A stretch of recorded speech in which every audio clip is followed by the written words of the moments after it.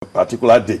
It will seem that, you become too rambunctious. We are operating two different laws. It would seem that on the surface, this is the Constitution we say we're operating, and this is the rule of law, and this is what we all must abide by. But it would seem that in reality and in practicality, we are operating at another level, on another realm, where other rules are what we actually observe. And it would seem the rule of law is a television show.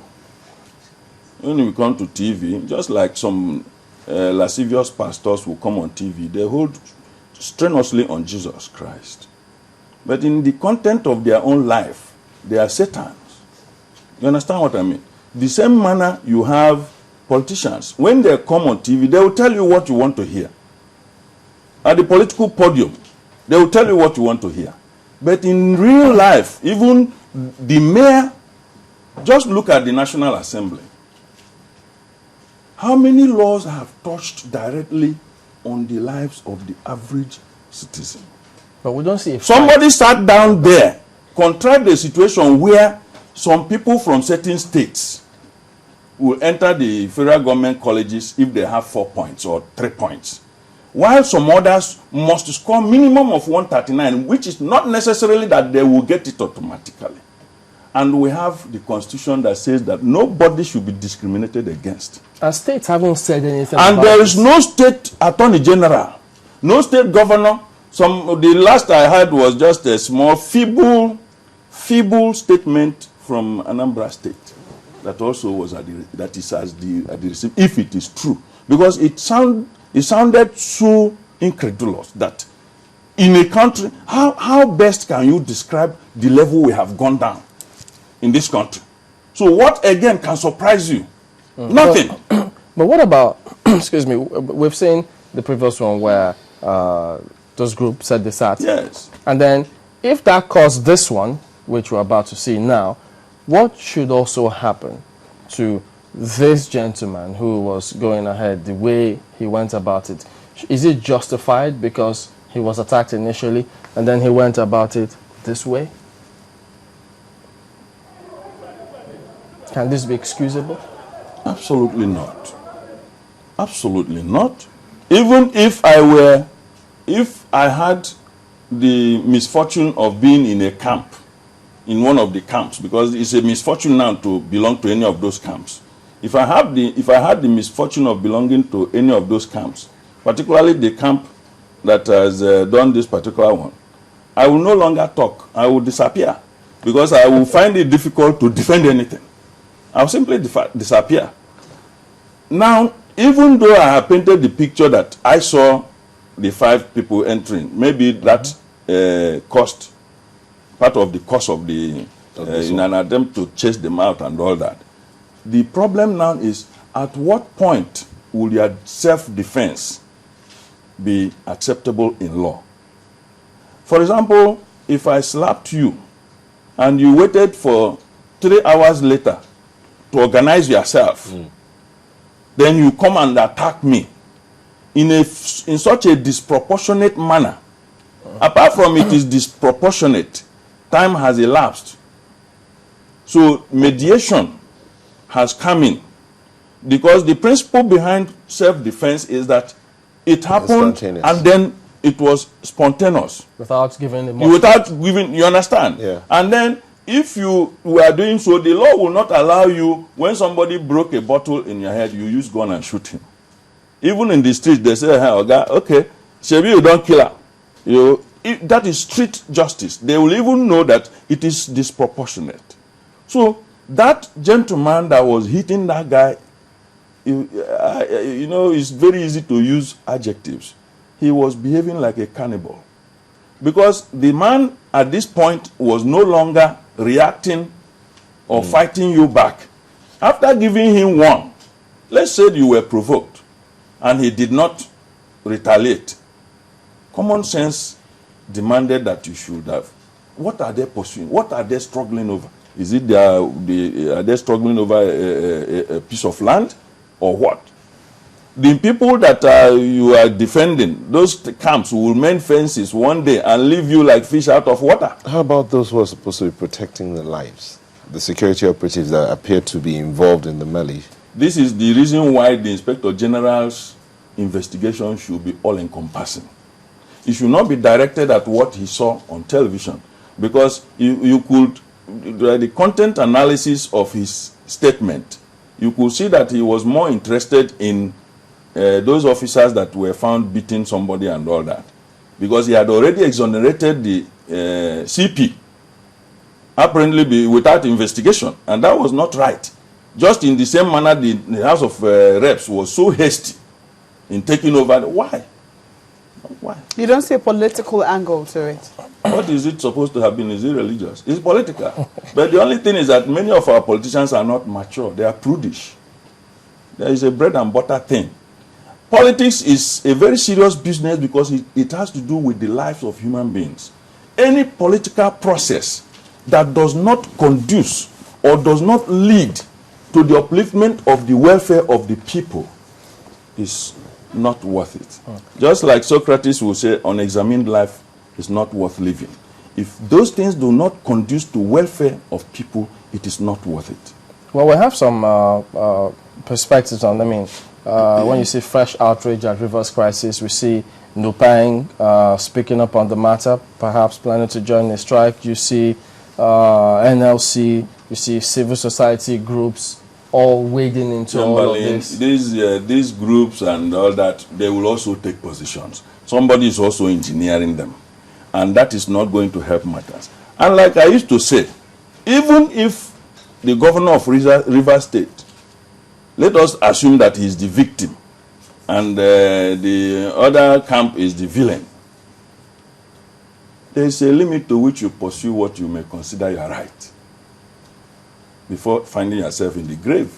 If you see a big trailer coming and you are driving a Beetles Volkswagen on your own lane, according to the laws, that you are driving right and the trailer is on the same lane coming in the opposite direction, common sense will tell you that you veer off and tell the story later, rather than say it is my right to remain on this lane and then go to eternity where you may never tell any story again. So that is the case with this. Even if, for example, even when the Nigerian governors issue came up, people were saying that without it, Amaechi will not agree. Amaechi needed to have refrained and taken a second look at the whole thing. Where is this governor something leading? Well, what is it about? He's already a governor of a state. You understand what I mean?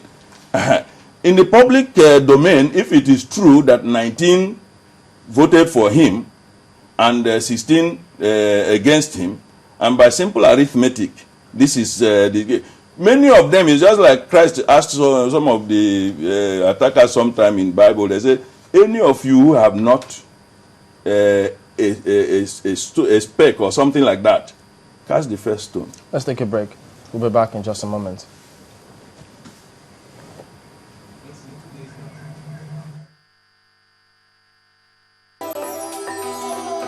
At this special time, there is no greater virtue than sharing the nourishment of Peak in special Ramadan packs. Ramadan Kareem from Peak.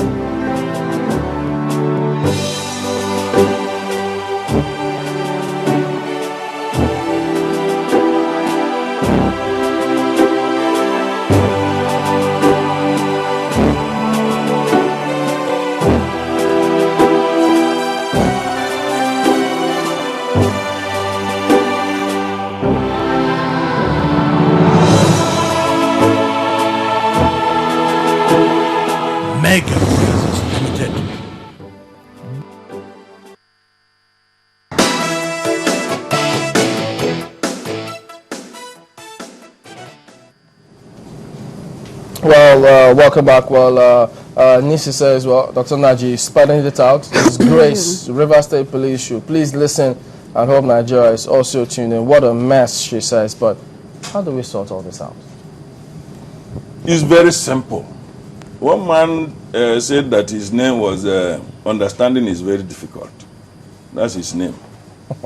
If only people, many people understand, but personal interest take over their understanding, and they whip up sentiment for people who are hungry, because the system we have, there's so much poverty in the land. So when there is crisis, somebody wants to belong to a camp, it's the easiest way to catapult you to being known, maybe for your value, either for unleashing violence or something. That's why some people want to kill and maim, to demonstrate to the central figure in the crisis that I am with you all the way. Nobody loves you. When you peter out of power, you find that you are alone. That's why they want to make it as if it's by force to serve Nigeria. That is it. You see, you come to my house, you say you want to sweep my room, and I tell you I've called Loma, they have done all the cleaning, and you insist you must sweep it. You must have kept something under my bed. So that is the issue. So the problem is, let even the governor of Rivers State beware of those people who pay him courtesy call. Those who speak glowingly in his favor in this crisis. Many of them are not helping him. And I won't be very quick to attribute directly to the president or the presidency, because it makes the resolution difficult. Do you know why? If you say I am the cause of a problem, if a man says that the wife has been very, very unfair or untrustworthy, or has been having an affair outside, and insists on that, and the woman has denied and denied, I mean, at a stage, she might say, for Christ's sake, is it only talking that the man would have even talked if I had done this thing? For Christ's sake, let me just do it. You understand? You can push somebody to something, even when the person may have been innocent. And in Nigeria, you are not innocent. Even it is possible that my younger brother is having problem with somebody, and even in my own room, I'm counseling him. I don't think you are right. But when I come, somebody slaps me outside because he's just my brother. Do you understand what I mean? It is not right. It is uncerebral. Intelligent people are able to differentiate between things. You don't group things, and that's at the root of ethnicity. If one Igbo man causes problem at Alaba, then everybody will say Igbos are bad. If one Yoruba man goes to social, and then all Yoruba people, forgetting even himself who is shouting, has Yoruba wife or Igbo daughter somewhere. I don't know. We are meshed together. Yet, when we have these small primordial ethnic issues, we begin to divide. So the point we are saying is, let the president, I believe if he's back, or whenever he comes back from China, should come now and look at this matter and not let this issue go like that. Because, first and foremost, it is an affront that this group of 5 could have conceived with some kind of excess temerity and rashness of character to have purported that they were going to remove a speaker, when they could not, even by structural setting and the arrangement of their own rules, form the quorum. And if they formed the quorum, did they have the majority? Because there are so many layers of obstacles that needed to. So it's not a question of, if the beans did not reach me, I scatter it. So those people who have their own in their own plate will pour it away. Everybody is hungry. It doesn't happen like that. And then those people who have already collected beans in their own place should not allow it to be thrown away, because that was the intention of those people who didn't have it. So the majority should not allow themselves to be drawn to the level of violence. But hasn't it been thrown away? They have. That's why I'm saying that there is lack of cerebral content in the activities of many of our legislators, both at national. You could see the way they all talk on the floor to please their masters, not that they have anything in themselves. It is completely wrong. So you don't think it's also in public interest or for the sake of saving democracy, as they say? Which democracy? Where is it the interest? The presumption in classical politics or political science is that the leader should be a statesman. Not the kind of statesman we have here. When you have ruined the economy for 8 years, you automatically become a statesman. Okay? A statesman is one whose interest, who lives for the state. In fact, under classical political theory, Plato, the statesman was supposed to live It's just like the Catholics, where you don't marry and everything about your life is about the state. The state will support you in everything you desire or need, but all your life, your property, everything belongs to the state. It may no longer be possible this time around, but you need to be thoroughly educated vertically and horizontally.